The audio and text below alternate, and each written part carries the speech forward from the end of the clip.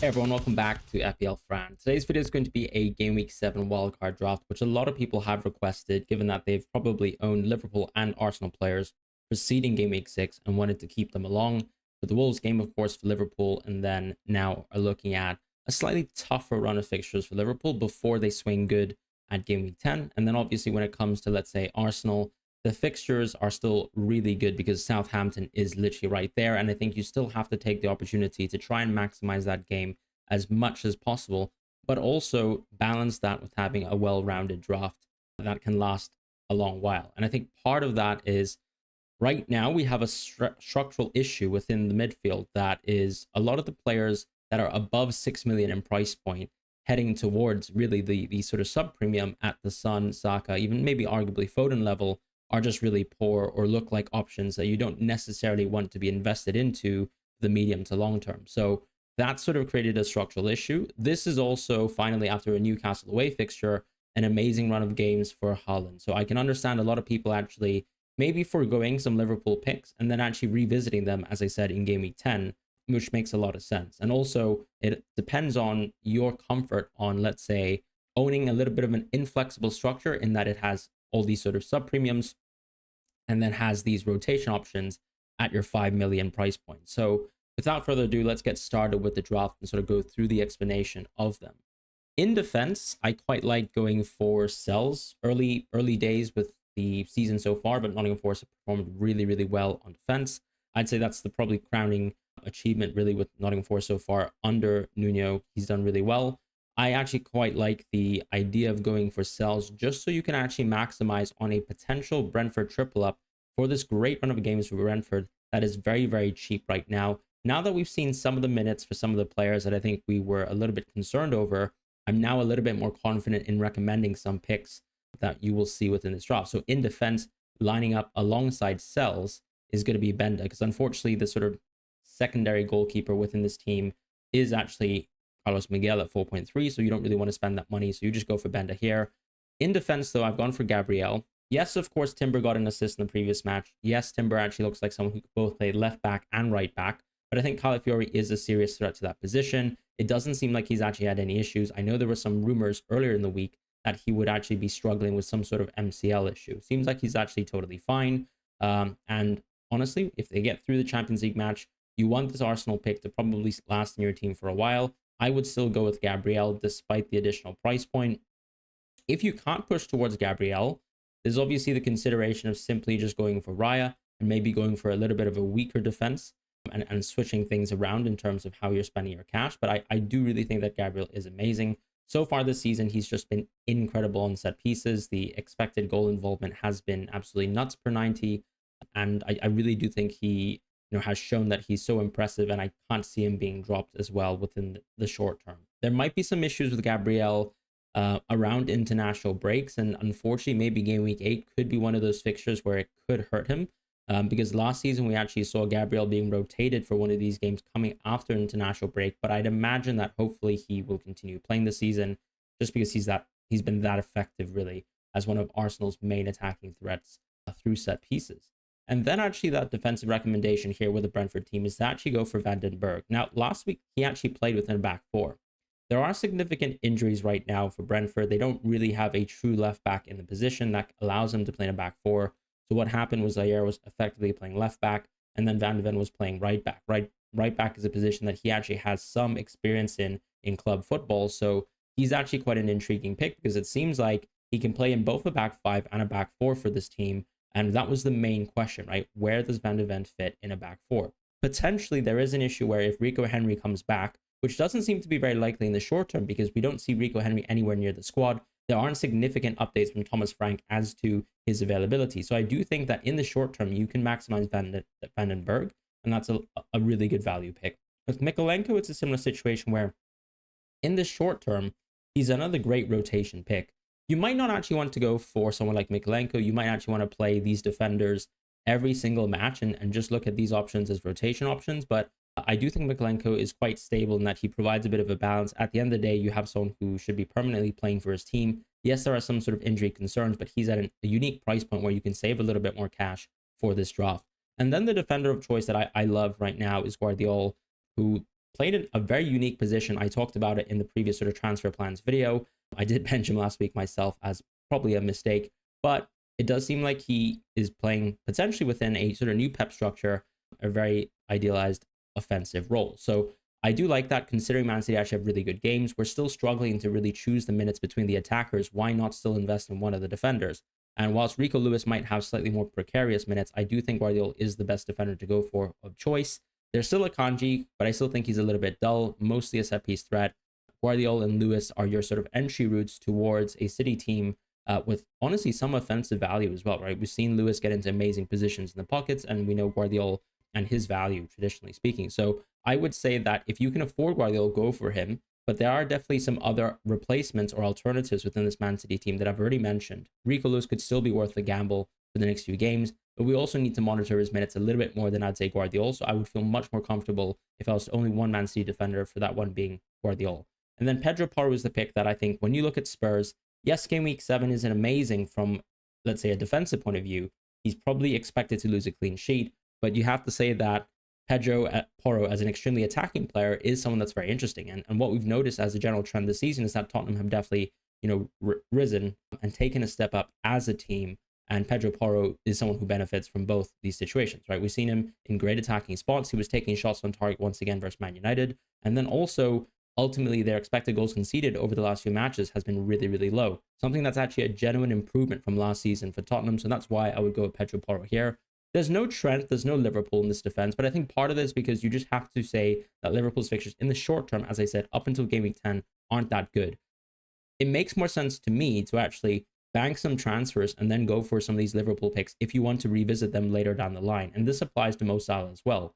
So as we transition into the midfield that I've actually gone for is Saka, Rodgers, Mbeumo, Palmer, and Fabio Carvalho. Now, this actually utilizes triple Brentford. So as you can see, instead of going for Flecken, which is a very template goalkeeper pick, we've gone for Sells. And part of this is because we want to accommodate some of the more intriguing sort of budget options that Brentford actually have right now. So I do quite like going for Fabio Carvalho. It seems like so far he's gotten really good minutes after the significant injuries that Brentford have been hit by. And he's actually gotten better minutes than someone like Kevin Schade. So that's why I do really like him as a pick. I would say that Carvalho is a little bit of a tricky pick, which is why that if I go for someone like, or if you go for someone like Carvalho, I would definitely try to make sure that you have a little bit of rotation in place. The alternative to someone in Carvalho's position right now is someone like Tyler Dibbling. Tyler Dibbling does have some slightly weaker fixtures, though, in and around here. So I do think that you need to make sure that whatever player you go for between, let's say, Carvalho or Dibbling needs to be rotated. Rodgers is someone that I still have absolutely full confidence in, right? Southampton is a team that have looked really, really poor so far. Rodgers is a pick that is an absolute lock for me. In my opinion, Rodgers is the best budget player within the game, just because he actually is playing a very consistent attacking role for the team. Now, the previous match was the one where we saw the first early substitution for Rodgers, but I don't think that was necessarily because he was playing poorly or anything. There was also the concern about that sort of hamstring knock. His minutes might not be 95 minutes per match, and I think we have talked about that before, but I still hold him in higher regard than a lot of the picks within this Aston Villa squad. And without, let's say, Champions League rotation being such a significant factor, I would say that most often than not, you will have good Rodgers minutes for this team, just like Watkins, right? He might be more so in 85, 90 minutes, as opposed to, let's say, just playing out the full 95 minutes per game. But I just think that Rodgers provides you that much value. And honestly, you never know. He could still take penalties for this team. We've seen him take penalties in the U21s. Tillmans, I would expect, as a penalty taker. There are other options within the team as well, but who knows? As far as someone like Bukayo Saka and Palmer and Mbeumo, I think these are, I wouldn't say non-negotiables on this draft. Palmer is someone that a lot of people might actually argue against because they might think that the idea of going for Palmer in this draft is that it's point chasing. But personally, I don't think that that's actually the case whatsoever. The reason why I like Palmer so much is because actually with so much midfielder picks being very dull between that sort of 5 million position or 5.5 million position moving up to, let's say, arguably the Foden price point if Foden's minutes are good, you're really struggling here to actually pick midfielders that will operate well on a wildcard draft. And what I like about Palmer is that if you choose to go for a structure like this and you're confident in the ability for players like Carvalho, Rodgers, or other players in this price point to provide you with a little bit of rotation and depth, and you're comfortable playing them per game, then Palmer actually just seems like an extremely strong pick. I actually was a lot less reserved, or I was a lot more reserved actually about going for structures early in the season without really knowing or having full clarity of the minutes of certain players within these budget price points. But what we do seem to have so far, as I said, is a huge gap in the players in between these price points. And then you actually have a lot of good budget steals and enablers right now. So that's why I do think that it is actually quite viable to go for a Palmer, Saka, and Haaland draft for this game week. And then in the front positions or the forward positions, we actually go with Solanke, Delap, and Haaland. Part of the reason why I've gone for this structure is it is quite expensive, and I recognize that some people might actually reach this point in the video and actually think that this draft might not be affordable. What I've done is actually taken away at least 0.7 in terms of team value compared to my own team, and tried to sort of rebuild a draft that I thought a lot of people could reach. But as I said, the way to sort of reduce some cost savings or produce some cost savings for this team is doing things like Mikolenko to Greaves, doing things like maybe downgrading Guardiola, maybe downgrading Gabriel if you want to, as I said, with moving into Raya, or also simply here foregoing Solanke. But I do really, really like Solanke right now. I did miss out on Maddison and Brennan Johnson. And the reason for that is that I think even with Spurs' great run of games, the ideal situation for me is that I would still look at someone like Palmer or Saka as someone that I can move into Son when he becomes an option and he's available. Because I'd still rather have Son than Brennan Johnson, Maddison, or Kulusevski. That's my personal opinion, but you can definitely go for these picks. I think they're definitely viable as well. But right now, I quite like Solanke because the minutes are just perfect right now. We also are struggling, generally, I would say, to actually look for forwards outside of maybe Havertz that are pushing up these price points without extending all the way to, let's say, Watkins, who is generally quite pricey, right? So if you go for someone like Watkins, that means you're probably taking someone like Saka or Palmer out of your draft, and that might be totally fine for you. You might prefer doing that, but we're also one game per one game going away from slightly better Aston Villa fixtures, and this arguably applies to someone like Palmer as well. So there's that choice element here of who would you like to back instead, a Palmer or a Watkins. In this situation, I'd back a Palmer because I'd be quite comfortable holding him for really the foreseeable 10 games. Now, the game week 8 to, let's say, 11 run is not very good for Chelsea, and some people might actually want to revisit Palmer in game week 12. But I'm just postulating here that I'd probably actually go with Palmer instead, and then I would go Solanke within the forward positions because I don't really feel like the need to push up necessarily in the forward positions. If you really want to as well, and let's say you want to spend more money within the midfield, maybe you don't trust Carvalho as a pick, the alternative is simply going for, I would say, a Spurs midfielder who's at a similar price point or below Solanke, and then actually just go for another budget forward, someone maybe like João Pedro, if it seems like João Pedro is ready to play. Because one of the beauties of this draft right now is that if you go for someone like Delap, you have rotation in place, right? Delap is a little bit of an easier benching on this week here where he has an away fixture. And then this team's actually really strong because you're playing Solanke and you're playing Haaland. Effectively, you have the best captaincy for the next few game weeks up until game week 10, where Salah actually has some really good runs of games. And I would consider moving into Salah either through one of the sub-premium picks here with Palmer and Saka or simply through Haaland. And you might also want to reconsider later down the line whether you want to invest into, let's say, Liverpool defense as well.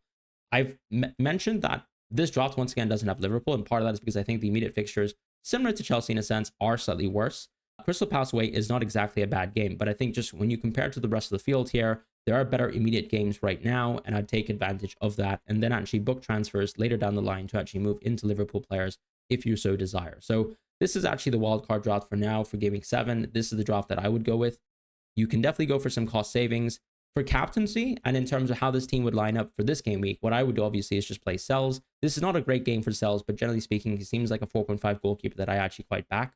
I would still play Porro this week, play Guardiola, and I would play Gabriel. If you don't want to play Porro, it's very simply an option to just play Van den Berg, right? Who just has a great home game, and he seems like maybe the best defensive 4.0 option. You can take the sort of punt, I suppose, that he could be someone that plays, and you can bench Pedro Porro for this game week and then keep him for the really good run of games, which is game week 8+.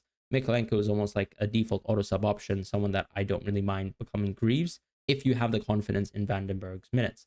In the midfield, I would definitely just go with the full house here. Everyone has a home fixture. We all love home fixtures, and Roger seems like he's totally fine because he's actually been in training, and that's all we need to know, right? He might play the Bayern Munich game. He might have reduced minutes there, and you can reassess whether you want to go for Delap. But for now, I would go with Rodgers. And then in the front line, I would actually go with Solanke and Haaland this week. The only one away fixture really here being Solanke. But we know from watching Brighton play without Jean-Paul Van Hecke that they do look absolutely horrid passing out the back as they do. And then Haaland is someone that I would definitely go with here as the captain. I do think that it's very close between Saka and Palmer, right? We're watching a team like Bournemouth right now absolutely rip apart a team like Southampton. And I can understand a lot of people actually going for Saka here as maybe the sort of counter option, I suppose, the free risk option, if you will. So Saka actually seemingly has a great game. When I look at some of the market odds, the data is actually really good. So I would definitely have a look at Rob produced sort of data tables as well for the goal scoring odds and the assist odds later this week to maybe make that decision concrete for you. And of course, after a Palmer performance, a lot of people will be considering him for captaincy. But as I said, I still think it's between Haaland and Saka. I would captain Haaland right now and vice captain Saka, but I think it is a genuine 50-50 like it was last week. Now, as it turns out, Palmer actually ended up winning the week anyways, part of that because of how poorly Brighton played out the back. But I'd have to say that Nottingham Forest have looked much more impressive, at least on defense, than Brighton so far. So I would take the chance here with 2 out of 3 of the big boys as our captaincy and vice captain. So that's it for the video. Thank you guys so much for watching. Hope you guys have a good week. And if you are wildcarding this week, good luck to you. Hope you get some green arrows and take care.